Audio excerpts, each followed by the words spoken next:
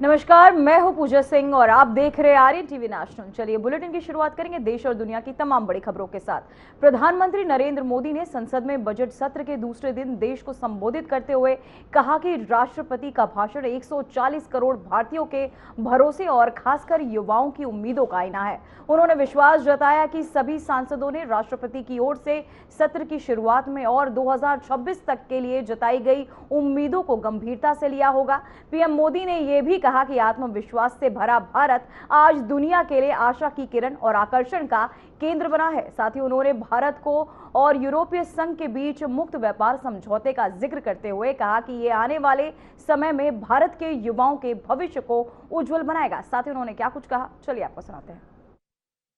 एक गौरव पल के रूप में भारत के संसदीय इतिहास में रजिस्टर हो रहा है। साथियों, इस विश्व का प्रारंभ बहुत ही पॉजिटिव नोट के साथ शुरू हुआ है। आत्मविश्वास भरा हिंदुस्तान आज विश्व के लिए आशा की किरण भी बना है, आकर्षण का केंद्र भी बना है। इस क्वार्टर के प्रारंभ में ही भारत और यूरोपियन यूनियन का फ्री ट्रेड एग्रीमेंट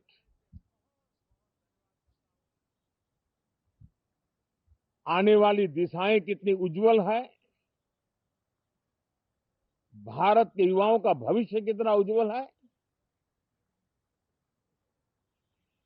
उसकी एक झलक है। ये free trade for ambitious Bharat है। ये free trade for aspirational youth है।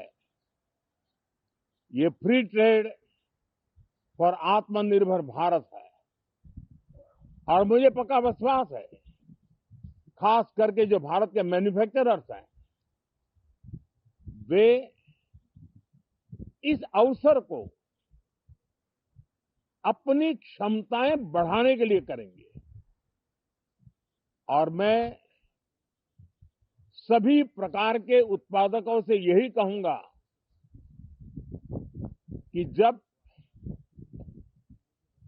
भारत यूरोपियन यूनियन के बीच मदर ऑफ ऑल डील्स जिसको कहते हैं, वैसा समझौता हुआ है, तब मेरे देश के उद्योगकार, मेरे देश के मैन्युफैक्चरर्स अब तो बहुत बड़ा बाजार खुल गया,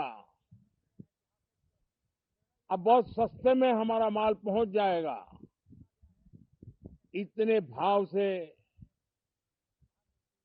वो बैठे न रहे। ये एक अवसर है और इस अवसर का सबसे पहला मंत्र ये होता है कि हम क्वालिटी पर बल दें। हम अब जब बाजार खुल गया है तो उत्तम से उत्तम क्वालिटी लेकर के बाजार में जाए, और अगर उत्तम से उत्तम क्वालिटी लेकर के जाते हैं तो हम यूरोपियन यूनियन के 27 देशों के खरीदारों के पैसे ही कमाते इतना नहीं, क्वालिटी के कारण से हम उनका दिल जीत लेते हैं और वो लंबे अरसे तक प्रभाव रहता है, उसका दशकों तक उसका प्रभाव रहता है। कंपनियों का ब्रांड देश के ब्रांड के साथ नए गौरव को प्रस्थापित कर देता है। और इसलिए 27 देशों के साथ हुआ ये समझौता हमारे देश के मछुआरे, हमारे देश के किसान, हमारे देश के युवान, सर्विस सेक्टर में जो लोग विश्व में अलग अलग जगह पे जाने के उत्सुक हैं, उनके लिए बहुत बड़े अवसर लेकर के आ रहा है। और मुझे पक्का विश्वास है, एक प्रकार से कॉन्फिडेंट, कॉम्पिटिटिव और प्रोडक्टिव भारत की दिशा में ये बहुत बड़ा कदम है। साथियों, देश का ध्यान बजट की तरफ होना बहुत स्वाभाविक है, लेकिन इस सरकार की ये पहचान रही है रिफॉर्म, परफॉर्म एंड ट्रांसफॉर्म। और अब तो हम रिफॉर्म एक्सप्रेस पर चल पड़े हैं, बहुत तेजी से चल पड़े हैं। और मैं संसद के भी सभी साथियों का आभार व्यक्त करता हूं कि इस रिफॉर्म एक्सप्रेस को गति देने में वे भी अपनी सकारात्मक शक्ति को लगा रहे हैं और उसके कारण रिफॉर्म एक्सप्रेस को भी लगातार गति मिल रही है।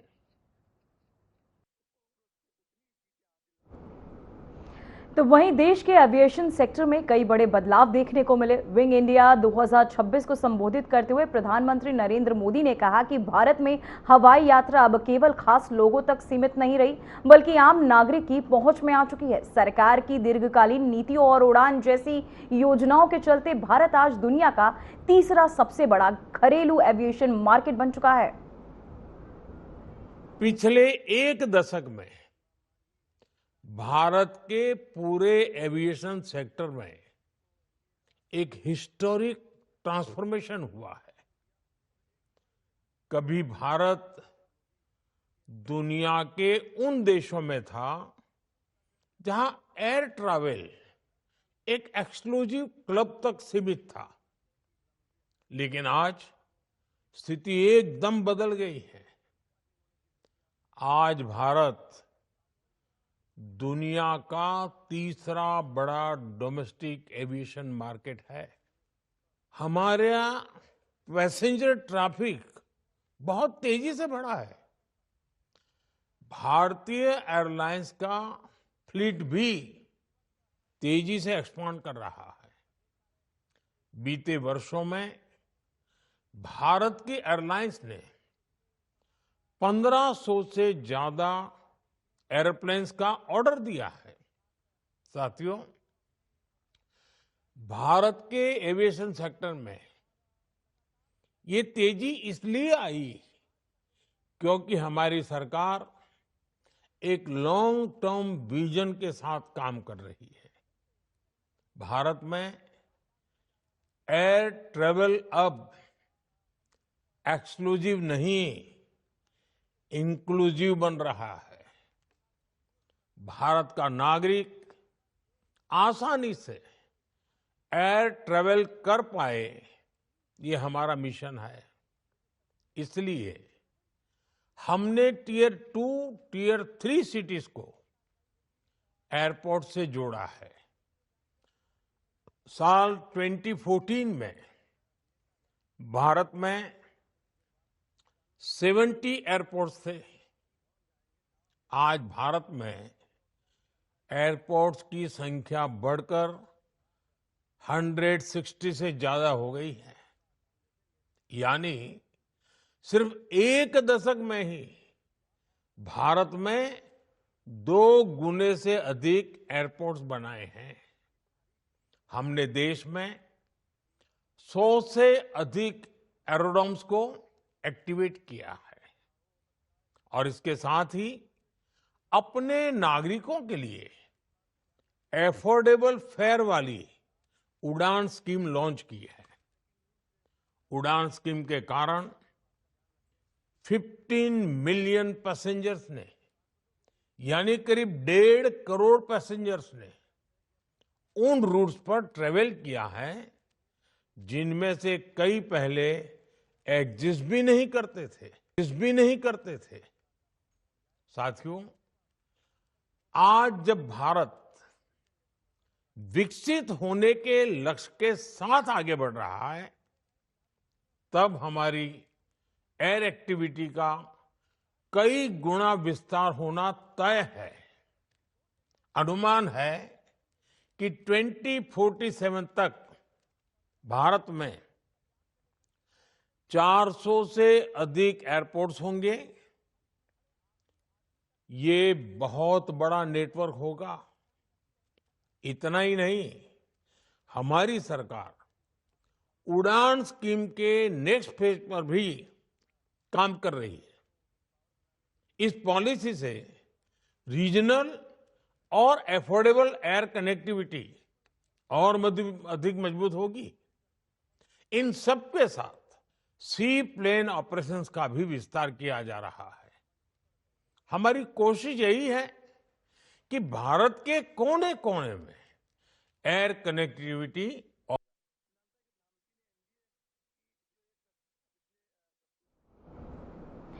तो वहीं सुप्रीम कोर्ट ने यूनिवर्सिटी ग्रांट्स कमीशन में आपको बता दें रेगुलेशन पर रोक लगा दी, जिसे 23 जनवरी 2026 को नोटिफाई किया गया था।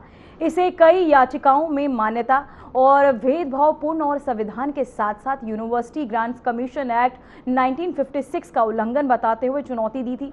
सुनवाई के दौरान शीर्ष अदालत ने सख्त टिप्पणी करते हुए कहा कि नए नियम अस्पष्ट हैं। कोर्ट ने कहा कि नए यूजीसी नियमों का दुरुपयोग हो सकता है। इसी के साथ सुप्रीम कोर्ट ने केंद्र सरकार को नोटिस जारी किया और यूजीसी के नए नियमों पर अगले आदेश तक रोक लगा दी। अब इस मामले पर अगली सुनवाई 19 मार्च को होगी।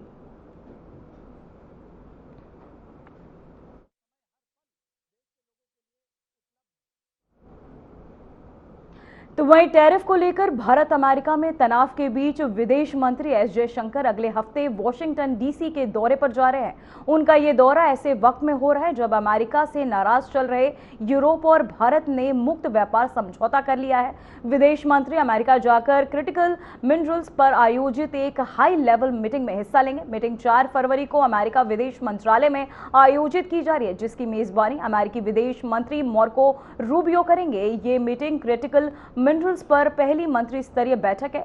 इस बैठक का मकसद दुनिया भर के आपको बता दें पार्टनर्स देशों को और एक मंच पर लाना है। साथ ही आपको बता दें क्रिटिकल मिनरल्स की सप्लाई को सुरक्षित रखने के लिए सहयोग बढ़ाया जा सके।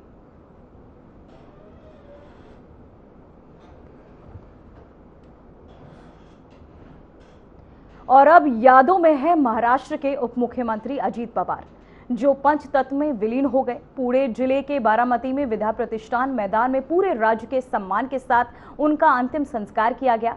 इस दौरान महाराष्ट्र के उप मुख्यमंत्री एकनाथ शिंदे ने श्रद्धांजलि अर्पित की और उनके योगदान को याद किया।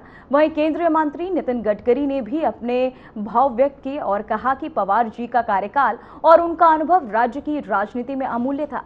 साथ ही महाराष्ट्र के मुख्यमंत्री देवेंद्र फडणवीस ने भी उन्हें श्रद्धांजलि दी और कहा कि उनका जाना एक बड़ी क्षति है। तो वहीं बीजेपी के राष्ट्रीय अध्यक्ष नितिन नवीन और गृह मंत्री अमित शाह ने भी शोक व्यक्त करते हुए उनके परिवार और समर्थकों के प्रति संवेदना व्यक्त की।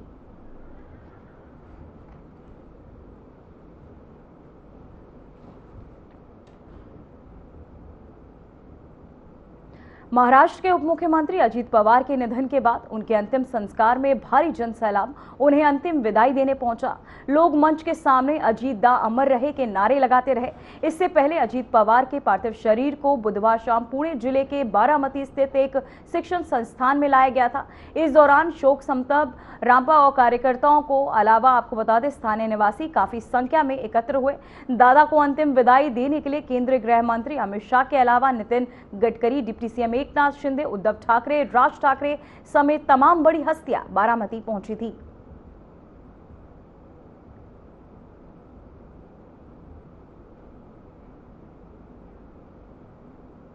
चलिए अब बात कांग्रेस के वरिष्ठ नेता और पूर्व केंद्रीय मंत्री शशि थरूर की, जो लंबे समय से पार्टी के प्रति नाराजगी के कयास लगाए जा रहे। नाराजगी की खबरों के बीच थरूर ने पार्टी के राष्ट्रीय अध्यक्ष मल्लिकार्जुन खड़गे और पूर्व अध्यक्ष राहुल गांधी से मुलाकात की। देर तक चली मुलाकात के बाद थरूर ने कहा कि सब कुछ ठीक है और सब एक साथ है। संसद भवन में स्थित मल्लिकार्जुन खड़गे के ऑफिस में ये मुलाकात हुई। केरल के तिरुवनंतपुरम में लोकसभा सांसद शशि थरूर ने इस मुलाकात को बहुत अच्छी, सार्थक और सकारात्मक करार दिया। शीर्ष नेताओं के साथ मुलाकात के बाद उन्होंने कहा सब कुछ ठीक है और हम सब एक साथ आगे बढ़ रहे हैं।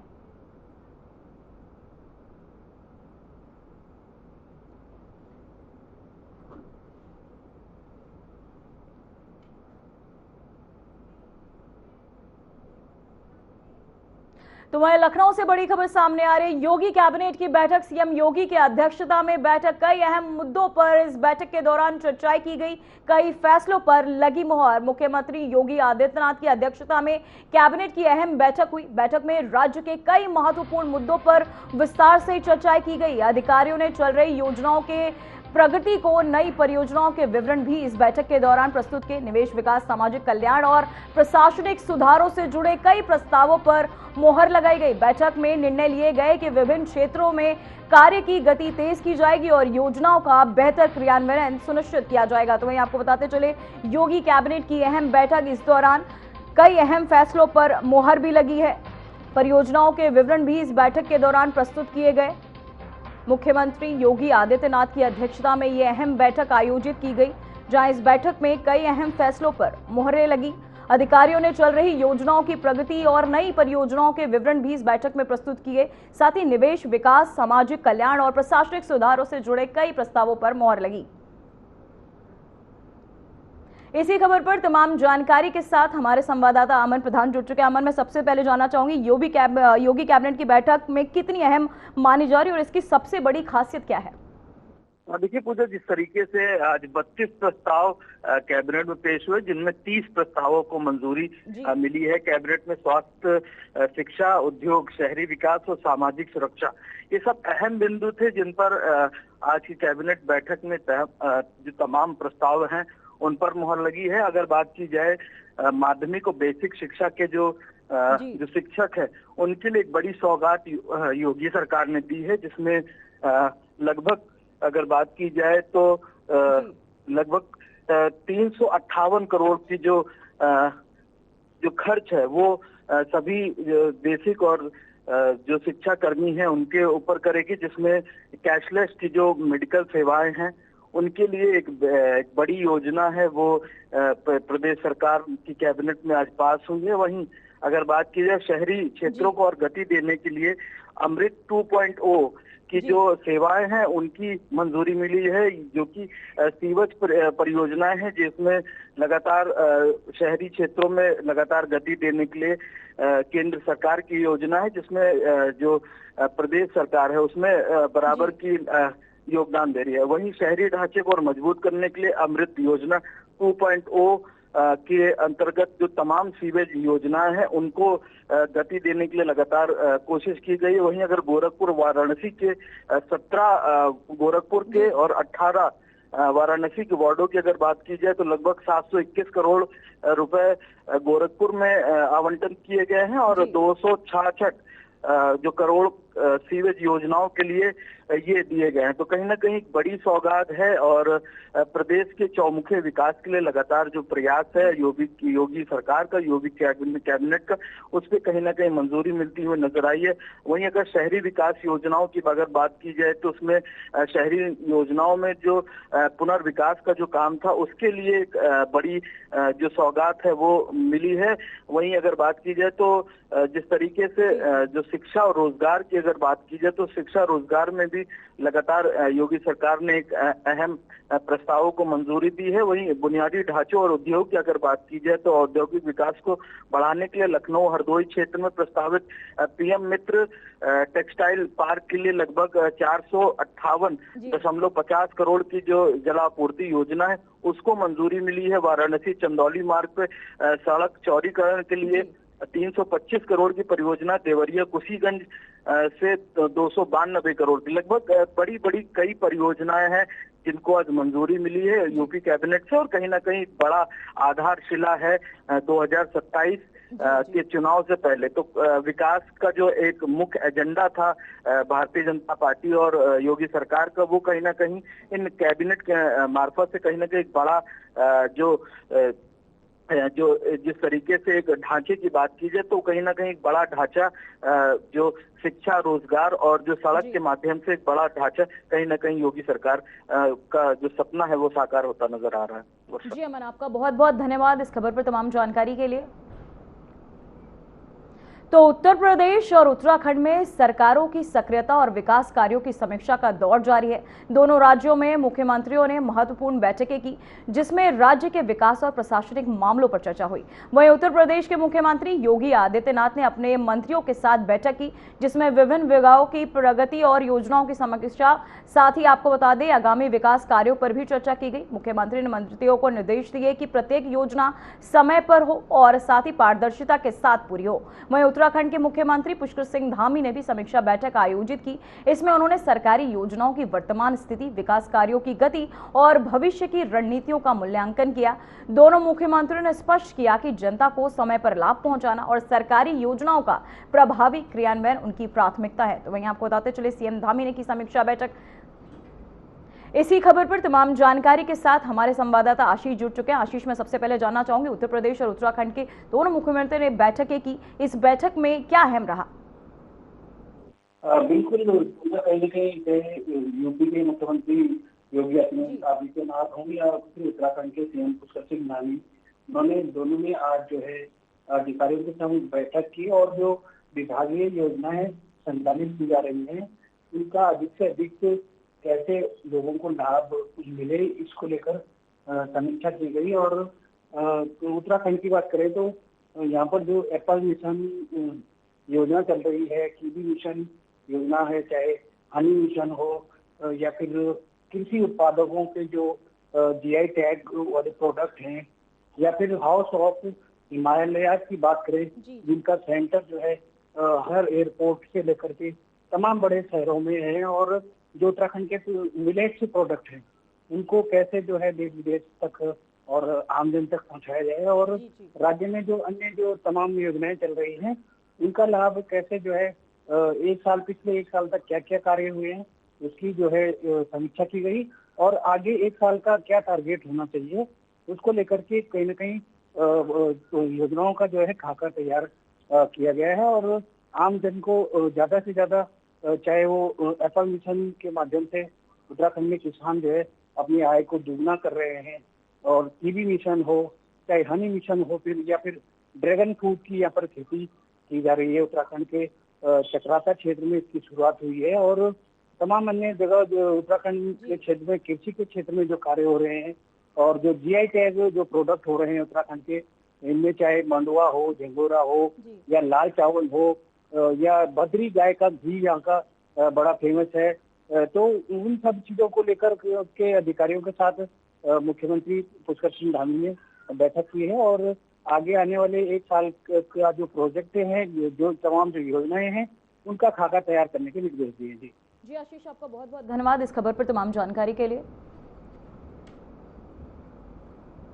तो वहीं हरियाणा के मुख्यमंत्री नायब सिंह सैनी ने Haryana public workers procurement committee की बैठक की अध्यक्षता की। इस बैठक में राज्य के शहरी विकास को गति देने के उद्देश्य से कुल 127.87 करोड़ की परियोजनाओं को मंजूरी प्रदान की गई। इन परियोजनाओं के तहत फरीदाबाद में जल आपूर्ति व्यवस्था को सुदृढ़ किया जाएगा, अंबाला में आधुनिक स्वच्छता और साफ सफाई से जुड़े कार्यों को तेजी से पूरा किया जाएगा, जबकि गुरुग्राम में माता शीतला देवी मंदिर परिसर के पुनर्विकास कार्यों को आगे बढ़ाया जाएगा।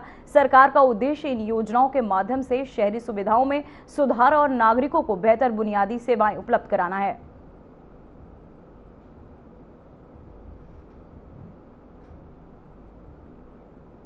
तो वहीं आपको बताते चले, योजनाओं को पूरी पारदर्शिता के साथ समय पर खत्म कराना सरकार का लक्ष्य बताया जा रहा है, जहां सूबे में विकास को लेकर सख्त होती सरकार लगातार नजर आ रही है। फिलहाल देश और दुनिया की तमाम बड़ी खबरों में इतना ही। देखते रहिए आर्यन टीवी नेशनल। मुझे दीजिए इजाजत। नमस्कार।